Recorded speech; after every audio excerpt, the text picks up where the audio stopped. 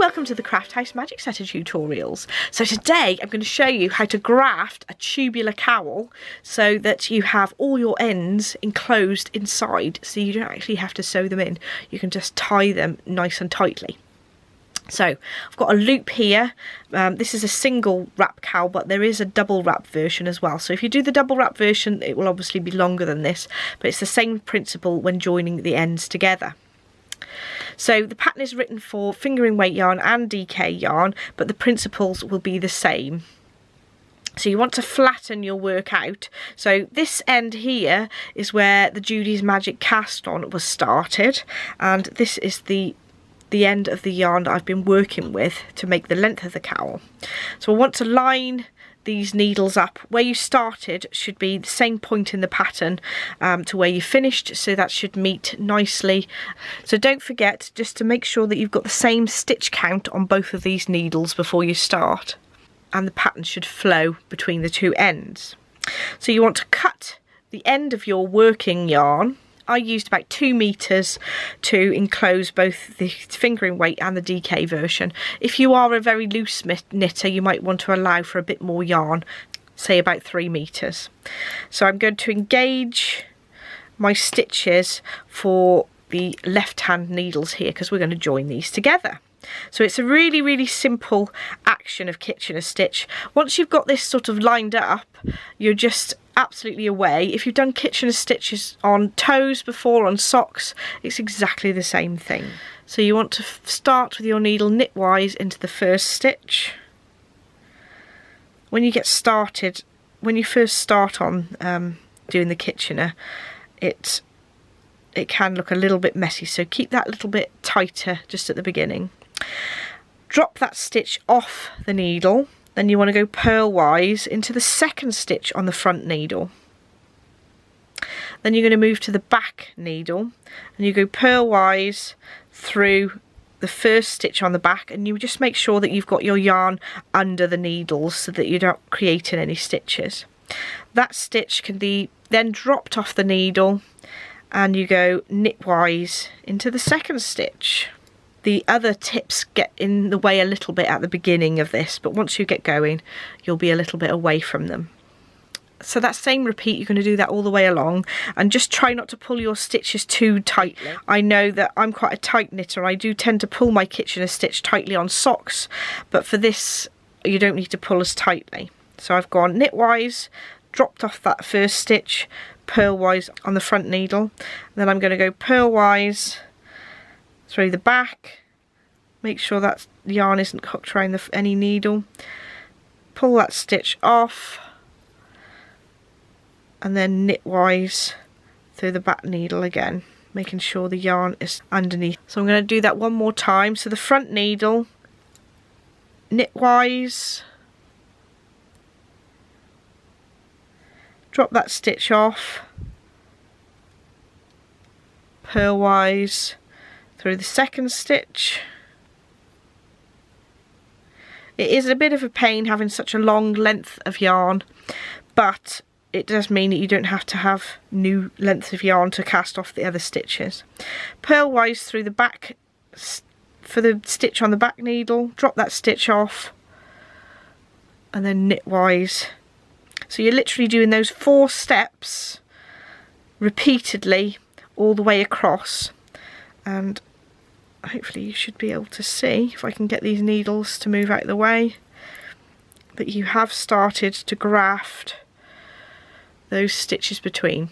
I'll do a bit more and I'll show you so that you can see a bit more easily. So here you can see the grafted section. It's completely joined in. There is a bit of a gap in the pattern because of the way you cast on, but I think that's close enough to perfection. You could always have a length of yarn and just do like a faux slip stitch in the gap if you wanted to. I'm now going to work all the way around, closing up the gap so that it's nice and neat and enclosed and ready to wear. So now that these needles are a bit further away, it makes it easier to do the Kitchener stitch on this set here. So knitwise through the front, pull that stitch off, purlwise through the front, and then purlwise through the back,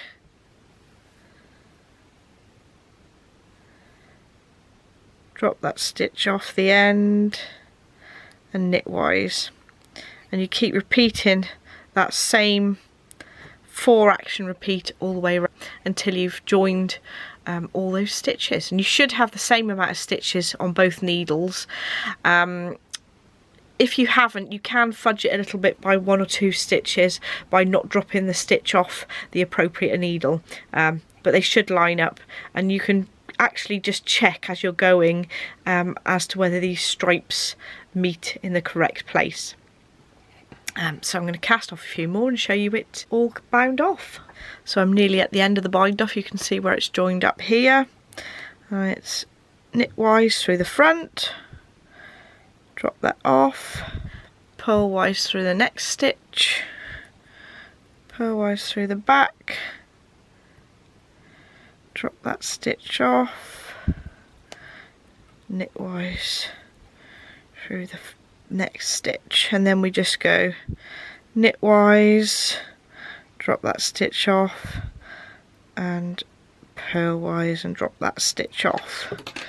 So I just sort of tug on that a little bit, and then I'm going to do a duplicate stitch on here to get it all nice and neat. So I just pulled the other end out so I can sew that one in as well, and I'm going to find where I can duplicate stitch.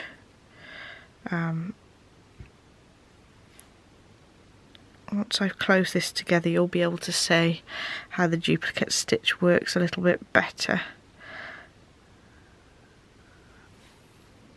So to duplicate stitch, you want to follow the lines of where the knit goes. If you look really closely here, you can go in a V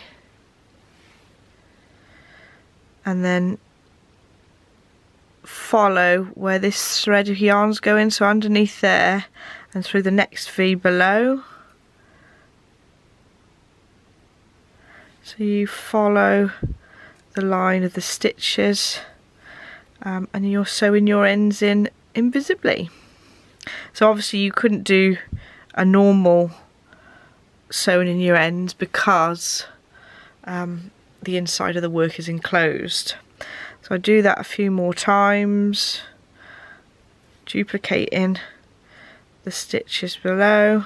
I think that's probably enough. But that end is sewn in, and I just need to do the same with this one. I'm going to snip that one off.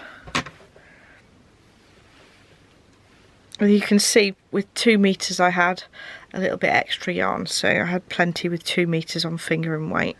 Thread that needle, and then I want to close this little gap in a little bit, so I'm going to do duplicate stitches right over it.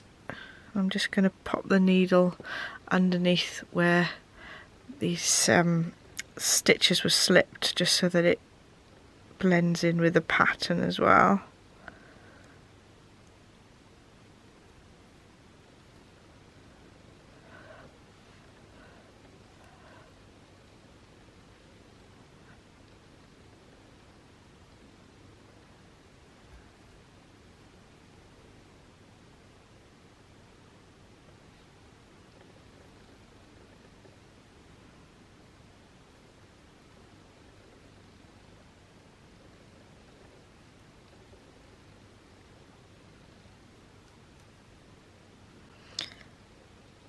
So you basically only have to sew those last 2 ends in,